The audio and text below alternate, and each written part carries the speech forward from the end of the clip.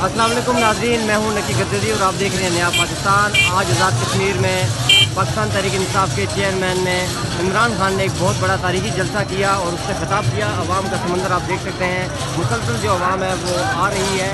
ये अवाम की आप तादाद देख सकते हैं। पूरा कश्मीर जो है इमरान खान की मोहब्बत में सड़कों पर निकल आया है।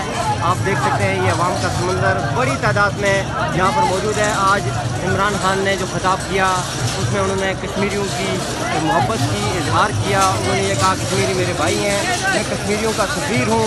आप ये तादाद देख सकते हैं, अवाम का समंदर पूरे कश्मीर की सड़कों पर निकल आया है। ये आप देख सकते हैं इमरान खान की मोहब्बत में लोग मुसलसल निकलते जा रहे हैं। पूरे पाकिस्तान की तरह आज़ाद कश्मीर ने भी इमरान खान का एक शानदार किस्म का इस्तकबाल किया। आप देख रहे हैं मुसलसल लोग जो हैं यहाँ पर समुंदर की तरह बह रहे हैं। अवाम ख़त्म ही नहीं हो रही। आप देख सकते हैं ये मनाज़र इस नया पाकिस्तान की स्क्रीन पर।